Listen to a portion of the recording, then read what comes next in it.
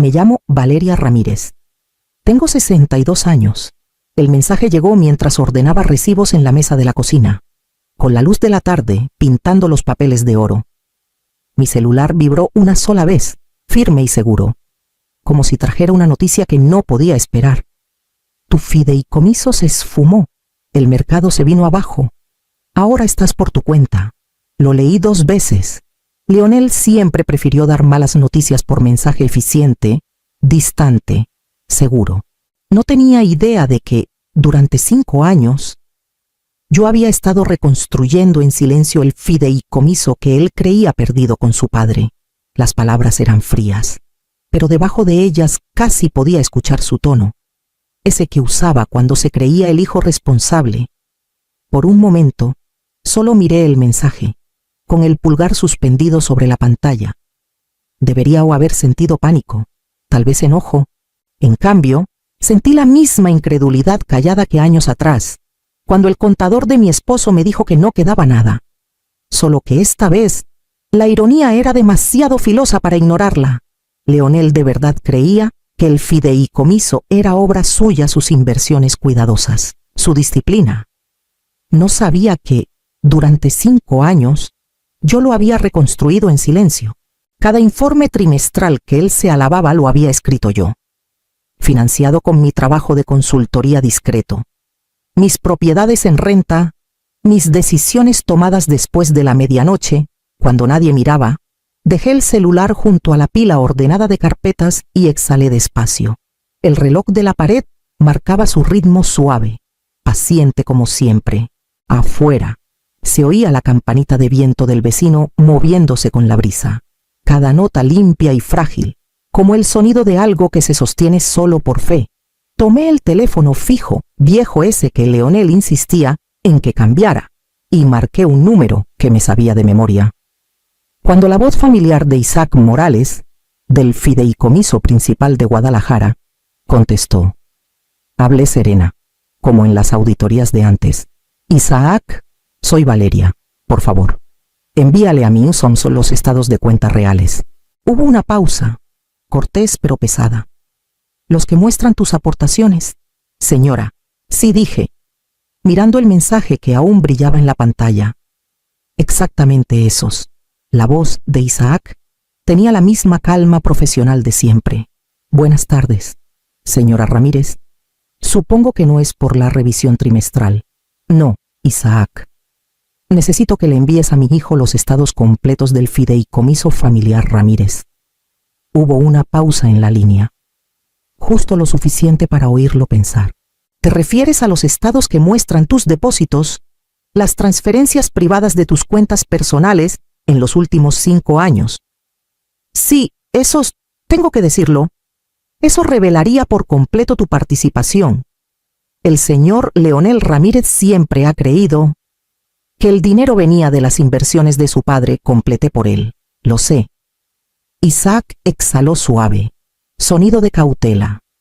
Una vez enviado, no hay vuelta atrás. Mostrará que casi el 90% del saldo actual del fideicomiso vino directamente de ti. Me recosté en la silla, con el teléfono pegado a la oreja. Entonces es hora de que sepa de dónde vino su seguridad. Dudó otra vez. ¿Quieres que prepare una carta de presentación? No. Envía los documentos tal cual. Que hablen los números solos. ¿De acuerdo, señora Ramírez? Lo hago hoy mismo. Gracias. Isaac, dije. Y lo dije en serio. Cuando la línea se quedó en silencio, me quedé un rato sentada, sintiendo cómo el aire cambiaba a mi alrededor. Los años de silencio, los disfraces cuidadosos, todo había cumplido su propósito. Ahora la verdad hablaría por sí sola. Después de colgar con Isaac, abrí el cajón de abajo del escritorio. Ahí estaba el libro mayor, envuelto en una hoja delgada de papel pergamino que usaba para que no se borrara la tinta. Pasé los dedos por el lomo antes de abrirlo. Las páginas marcadas con años de decisiones calladas. Hace 12 años, cuando Rafael murió, creí que nuestras vidas estaban seguras. El testamento estaba bien escrito, el fideicomiso establecido, la herencia valuada en una cifra que parecía cómoda. pero cuando los abogados terminaron de revisar todo, casi no quedaba nada. Préstamos disfrazados de reinversiones de negocio, un trato de terrenos que se fue al traste, impuestos diferidos, el tipo de descuido que nace de la esperanza, no de la maldad. Aún así, la esperanza no paga cuentas. Leonel tenía poco más de 20 años entonces, todavía de luto, todavía orgulloso. Cuando intenté contarle la verdad, negó con la cabeza.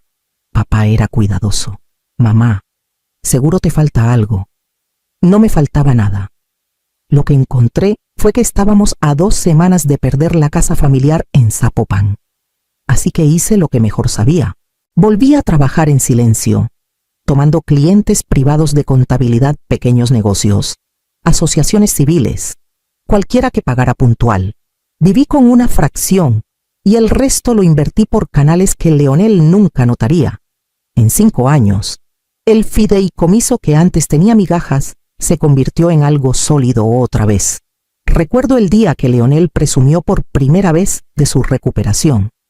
¿Ves, mamá? El portafolio de papá no estaba tan mal. Sabía que el mercado repuntaría. Estaba tan orgulloso, sonriendo, relajado por primera vez desde el funeral. Yo también sonreí. Sí, Leonel, el mercado tiene su manera de corregirse.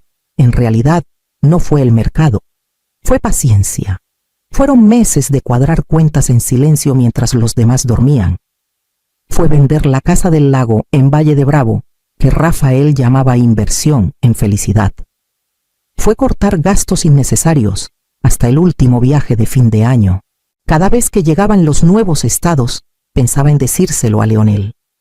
Pero él ya estaba construyendo una versión de su padre que necesitaba creer. No quise quitársela, así que dejé que el mito creciera. Mes a mes, informe tras informe, los números eran reales, aunque la historia detrás no lo fuera. Y en algún punto entre la misericordia y la omisión, la verdad se volvió un secreto que ya no sabía cómo compartir. Leonel siempre creyó que entendía el dinero mejor que nadie. Empezó su primer negocio a los 21 años, una empresa de software con amigos de la universidad. Me llamó una noche, sin aliento de emoción. Mamá, conseguimos la semilla. Está pasando. Me aseguraré de que nunca tengas que preocuparte otra vez. Lo felicité, de corazón. 6 meses después, la empresa quebró y los inversionistas querían su dinero de vuelta. Yo transferí en silencio 200,000 pesos de mi reserva de consultoría al fideicomiso y lo etiqueté como ajuste de portafolio. Leonel nunca vio la corrección. Solo pensó que el mercado había repuntado. Después de eso, empezó a dar consejos. Deberías diversificar, mamá decía en la cena. El fondo viejo de papá no va a durar para siempre. Yo escuchaba, revolviendo mi café, asintiendo como si sus advertencias no hubieran sido la base de mis decisiones desde hacía años. Quería ayudar, pero cada palabra traía una jerarquía implícita a su educación, su comprensión moderna de las finanzas, su suposición de que mi generación necesitaba guía. Una vez visitó mi oficina en casa y frunció el ceño al ver el libro mayor viejo sobre el escritorio. Todavía cuadras a mano, qué tierno. Mamá, sonreí. Viejos hábitos. Lo que no le dije era que ese mismo método tierno había reconstruido lo que él creía suyo. Mantuve su nombre en cada estado porque le daba algo en qué creer: estabilidad, legado, un control que podía presumir con sus amigos. A veces, viéndolo hablar de proyecciones y rendimientos, me sentía orgullosa e invisible al mismo tiempo. Había criado a un hombre seguro, pero esa seguridad dependía de una mentira que yo creé para protegerlo. Corregirlo habría significado quitarle la ilusión de que había heredado la fuerza de su padre. Así que lo dejé hablar. Y yo me quedé callada, porque el amor, al menos el que dura, a veces suena mucho a rendición. Escuché las llantas antes del golpe en la puerta, el sonido de la grava escupiendo contra la banqueta, el ritmo rápido y desigual de los pasos por el porche. Cuando abrí, Leonel ya iba a media frase. ¿Cómo pudiste hacerme esto? Su voz se quebró en la última palabra. ¿Tienes idea de lo humillante que es? Sostenía la carpeta del banco, los bordes arrugados donde sus manos la habían aplastado. Le pedí a Isaac que te los enviara, dije bajito.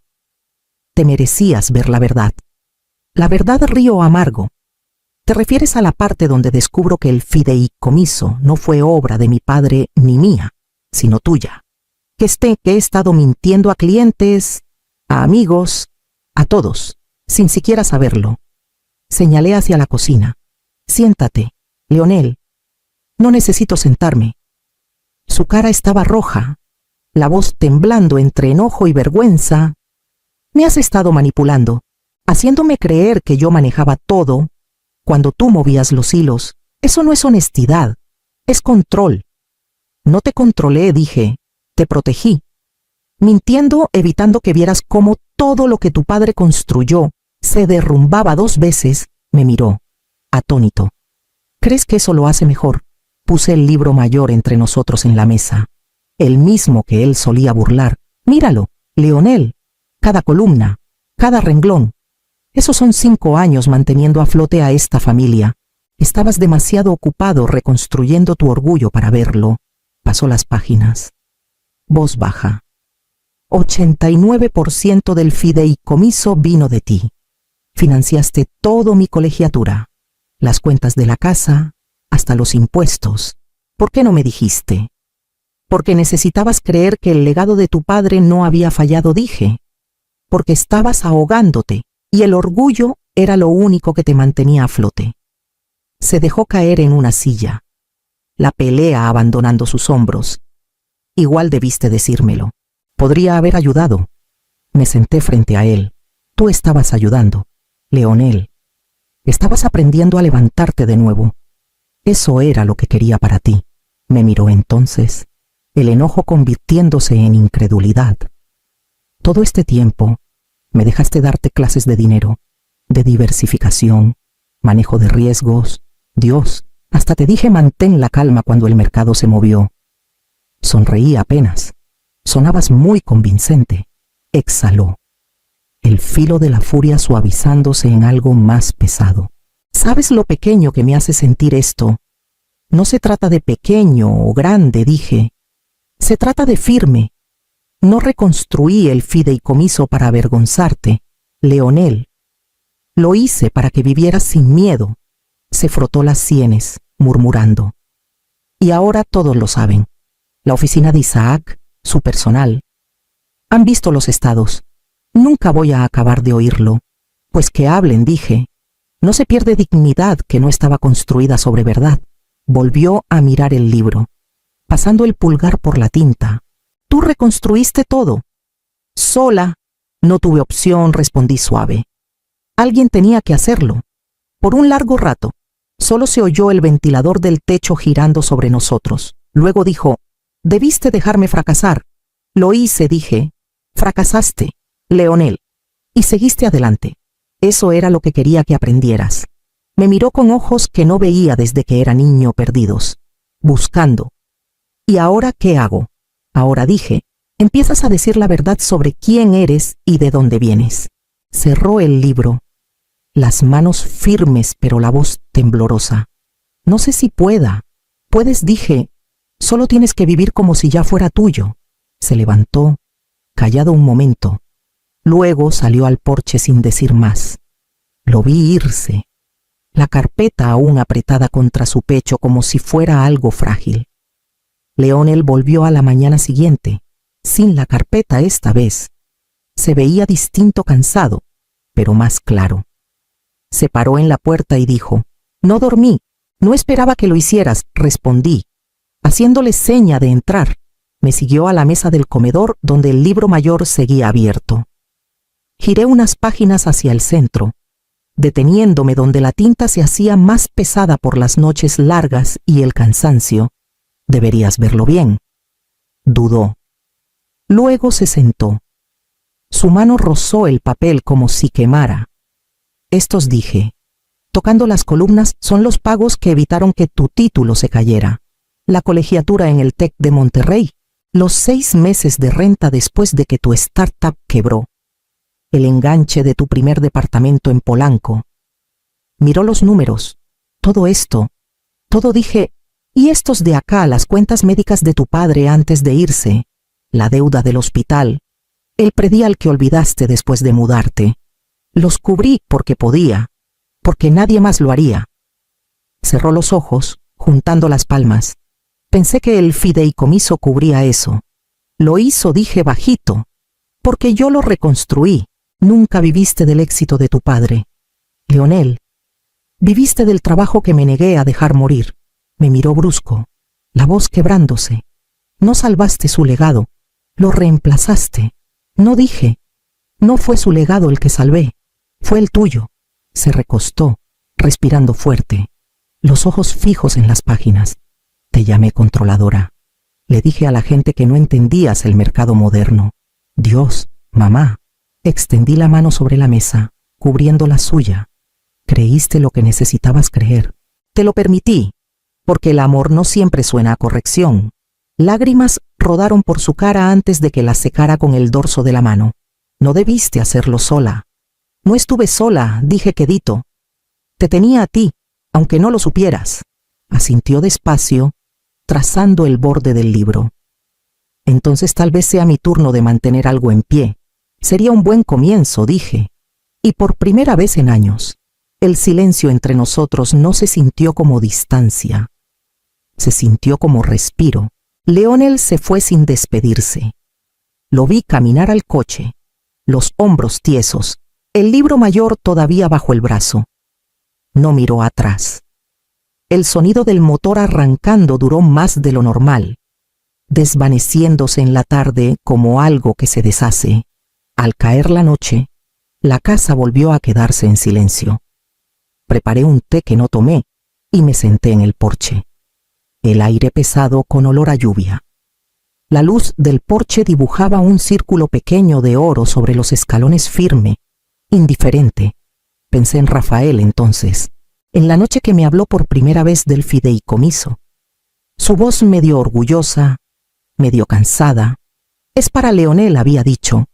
Protégelo, incluso de sí mismo si es necesario. En ese momento no entendí lo imposible que se sentiría. Escuché el eco de esa promesa en mi cabeza mientras pasaba el pulgar por el borde de la taza. El fideicomiso había sobrevivido, pero algo más había cambiado. Tal vez eso era lo que costaba la honestidad, años de ilusión reemplazados por un silencio que ya no sabía qué decir. El teléfono sonó una vez y se detuvo. No revisé quién era.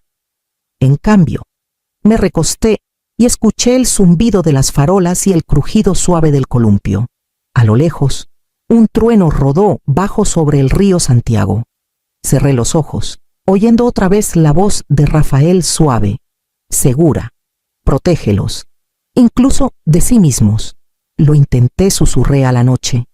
De verdad lo intenté. La luz se quedó encendida mucho después de que entré, ardiendo contra la oscuridad como algo que se niega a soltar. Pasaron 3 días antes de que viera su coche otra vez. Era temprano en la tarde, el cielo oscureciéndose en ese azul suave antes de la lluvia. Leonel se quedó un rato largo junto a la reja antes de subir por el camino. Esta vez no traía el libro. No estaba seguro de si querrías verme, dijo bajito. Siempre quiero verte, respondí. Pasa. Me siguió a la cocina. El aire entre nosotros se sentía más ligero, aunque frágil. Se sentó, las manos cruzadas como hombre que se prepara para confesarse. He pasado los últimos días pensando en todo, empezó, en ti, en lo que creía saber. Esperé. Estaba orgulloso de las cosas equivocadas, dijo al fin. Me repetía que protegía a la familia cuando en realidad protegía mi ego.